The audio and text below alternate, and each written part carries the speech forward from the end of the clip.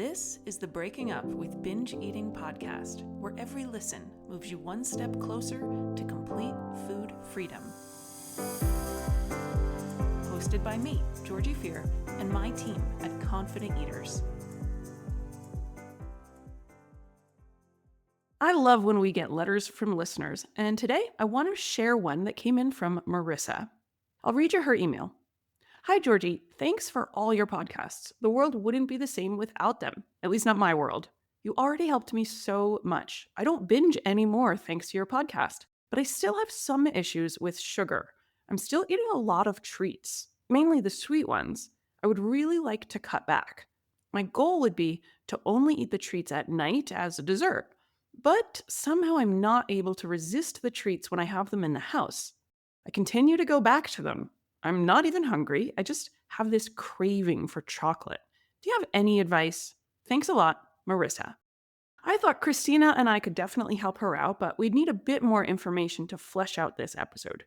I asked Marissa for some more detail with her challenges with these cravings, asking what has she tried so far to manage her sugar intake?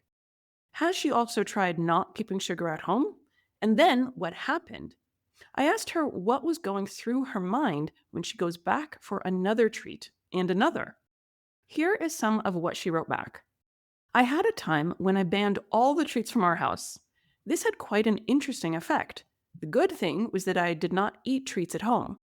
Bad thing was that I went wild on the treats when I had the opportunity to do so. For example, when someone brought chocolate to the office or when I was invited to a birthday party. I was finding myself snacking on the chocolate all day long, starting with it even before breakfast. Then I figured banning all treats might be counterproductive, and the goal should be actually to develop a healthy relationship with the sugary food, meaning being able to keep them at home without eating all of the cookies or the whole chocolate bar. She continued her email, but I think before we get to the rest of her email, let's talk about this first paragraph. Sometimes, in the effort to support your environment, you might think that you need to totally eliminate treats from your house or cut whole food groups out altogether. But what often happens is that it can lead to overeating those banned foods when you do have access to them, like Marissa experienced here. But it's great that she was open to trying experiments and noticing what was working and what was not working. What happens when we take extremes like banning foods we enjoy is that it can lead to what we sometimes call the forbidden fruit effect, where we want something even more after we've disallowed it. Food bans also perpetuate a view of certain foods as good or bad, which isn't really true. If a food is good, it doesn't mean we want to only eat it, and if it's bad, it doesn't mean we want to avoid it at all costs, even though it's delicious.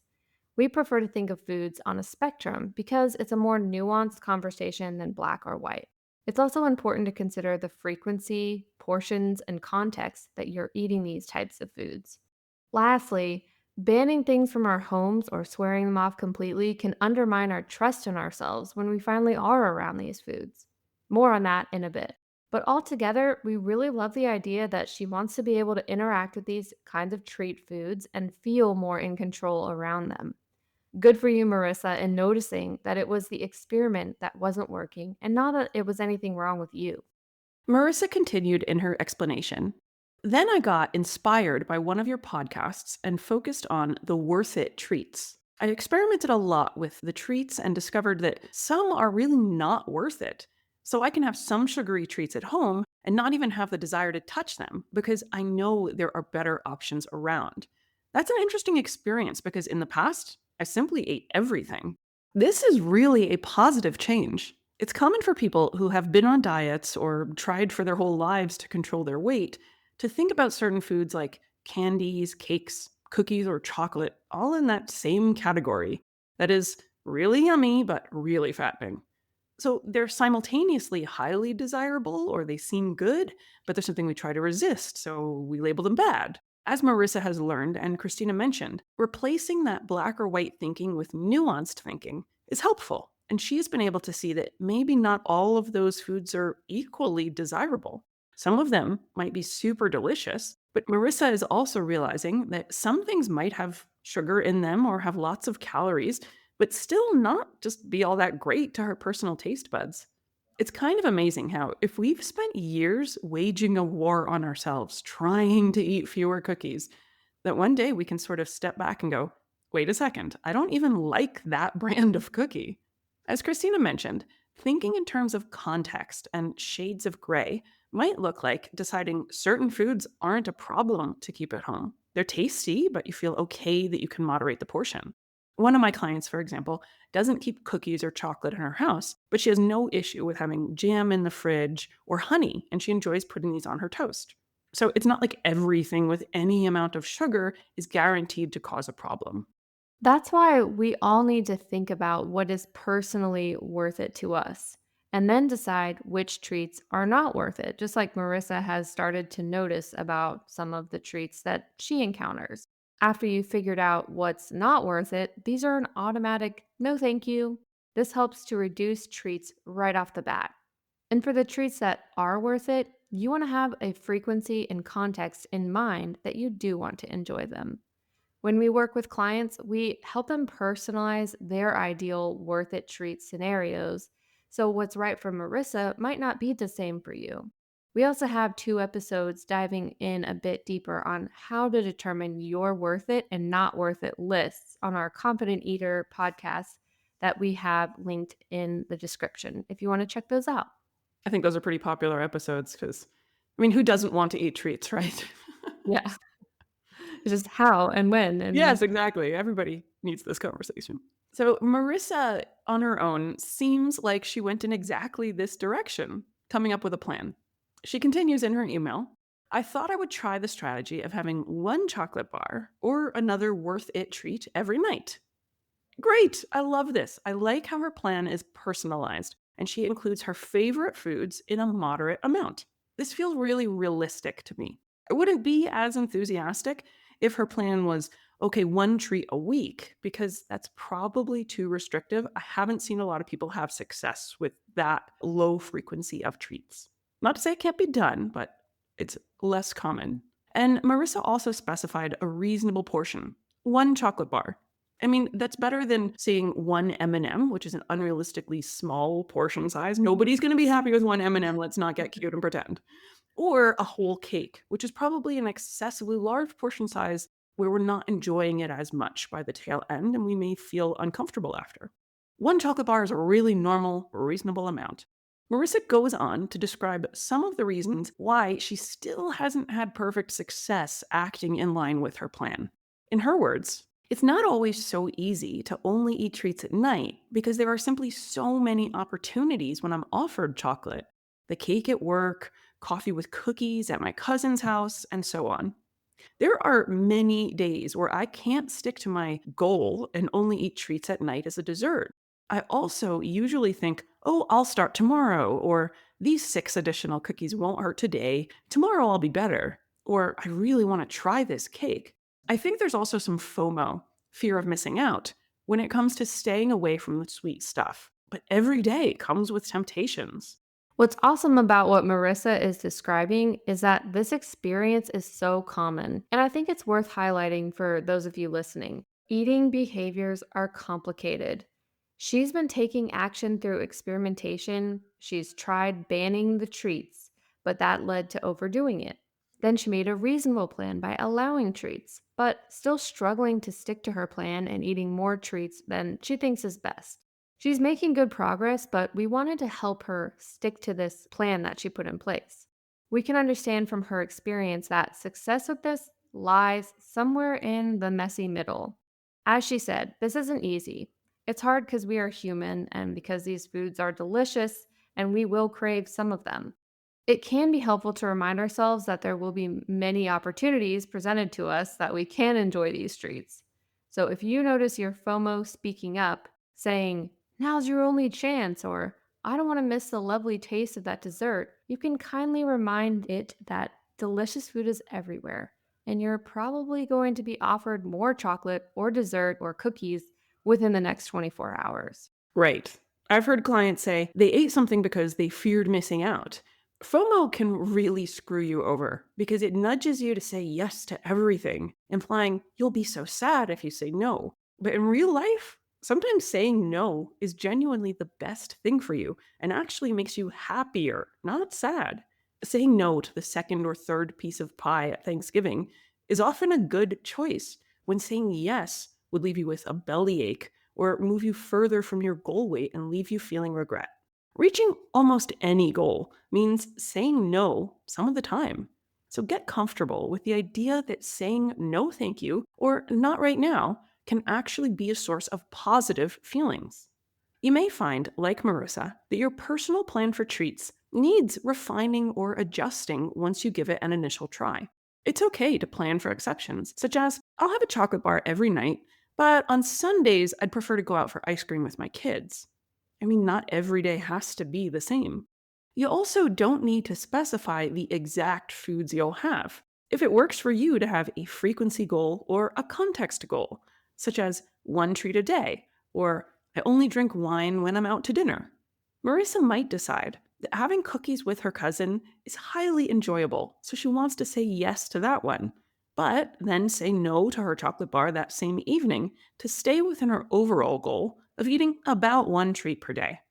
Some of my clients have found success when their treats plan was focused only on the reason for eating a treat. For example, eating ice cream as a fun outing on a hot day fits within their values and feels good. But eating ice cream because they're angry at their boss does not feel good. You get to choose when you say no, but the important thing is to recognize saying no to some food opportunities is a necessary part of being healthy in today's abundant food world. So, for Marissa, I would think of saying no as a muscle you can strengthen. Practice saying no to some of the treats you're offered and expect that, like training a muscle, it's going to get stronger with time, making each repetition feel less effortful. When you think, oh, I really want to try that, or I want that, now you can add a new thought, but I want more is to feel in control of my eating. Or, yes, I might want that cookie, but I want to strengthen my saying no muscle even more. Resisting temptations and being able to turn down some treats is a big piece of success. But there's one more aspect Marissa brought up that we'd like to touch upon. Why don't you read this part, Christina? She wrote, but after the chocolate bar, I usually struggle to stop because the treat is definitely worth it and I end up going back to a second one, or sometimes there will also be a third one, etc. I usually think, oh, this was so yummy and so good. Let's have another one. I will only have one tomorrow. But of course, tomorrow I will end up in the same situation. It's somehow a never ending circle. Marissa has identified that the chocolate is worth it in terms of taste and experience for her, but the concept of worth it has to take into consideration the portion and frequency.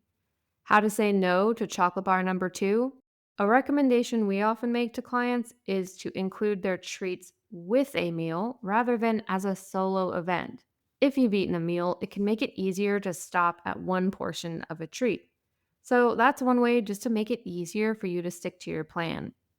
Secondly, how you eat chocolate bar number one can make a big difference as well. If you really savor and enjoy the first bar mindfully, then the experience of the first chocolate bar will be more satisfying rather than thinking about the email that you have to write while you're eating it or even feeling really guilty for eating chocolate in the first place. It really takes away from that enjoyment experience. Additionally, even if the first chocolate bar is delicious, you savor and enjoy it, period. But then having that second chocolate bar is costing much more. It might lead to feeling bloated or not sleeping well, and enjoyment tends to go down the more you eat. So not only does it cost more, but the returns are significantly less than if you just had the one, especially if it means you aren't keeping your word to yourself or eating that second bar of chocolate every night is not aligned with your values. It can be uncomfortable to sit with the fact that, hey, I'd really like to have a second chocolate bar. But the thought of, I will only have one tomorrow, is bargaining with the future and is another thought that is sabotaging Marissa from her plan. It can be easy to think about how we can make up for it by being better tomorrow. I know that's a common thing, Mhm. phrases that we hear our clients say all the time. But what we would encourage you and Marissa to do here is not to think about tomorrow, but to stay focused on tonight. There are also some positive things that come with saying no to the second chocolate bar. You can think about how proud you will feel by sticking with your plan. This is something you've talked about and thought about and wrote to us about in an email, and now you're following through with it. While at the same time, we know that it means sitting with the discomfort of wanting that second bar, but trying something new instead. We also recommend that you spend as little time as possible feeling tempted with chocolate bar number two and move on to a different pleasant activity like painting your nails or calling a friend or playing a game on your phone. We know that the lifespan of sweet momentum, aka when you've had that first chocolate bar and you have an urge for a second, lasts about 10 minutes. So if you can delay the urge for 10 minutes by doing an alternative activity, you can more easily move on. It's like you've escaped the gravitational pull of the second chocolate bar Yeah, after 10 minutes. exactly. So, Marissa, we hope this has given you some new ideas and insights to think about when you're continuing to practice your skills. You've put in a lot of effort and made some great progress already just by giving some things a try and encouraging yourself to continue troubleshooting when things don't go to plan. Well done. To recap for everyone listening, if you're struggling with treats, which is super duper common, swearing them off completely is a common thing to try, but it pretty much never works. So instead, think about which treats are your real favorites. Make a plan to enjoy those really worth it ones and pass on the others. Your plan can be a number of times per day, or to only have them in certain settings, or only for certain reasons, but keep it realistic. Remember, you can always adjust it down the road. Once you have a plan, sticking to that plan means you'll say no to things that either aren't on your highly worth it list, that don't fit your settings or reasons, or that would take you over the total amount of treats that you've determined will move you closer to your goals. It might be the best treat in the world, in the most ideal setting, but if you've already had 5 desserts that day, it's probably a better idea just to say no thanks. And lastly, once you've opted in for a treat, you want to remember that the plan includes stopping at the reasonable portion you decided on. Timing genuinely helps. Choosing to have a treat with a meal goes a long way toward being able to resist having a second. Also, savoring your treats mindfully, guilt free, enhances the experience so that you might feel like one is really enough. You can also remind yourself of the positive emotions you can get from not going over the planned amount, and that the chocolate bar number two may taste good, but it's not going to be as good as the first. You'll probably enjoy much more having built up a stronger level of trust in yourself. Empowerment is sweet indeed. To Marissa, we're so glad you reached out. To anyone else listening, feel free to write to us with your questions. We're always available to help you out on both the Breaking Up with Binge Eating podcast and our other show, the Confident Eaters podcast. You can drop us a line at confidenteaters.com or shoot me a direct email, georgiefear@gmail.com. Thanks so much for listening, and we'll see you in the next episode.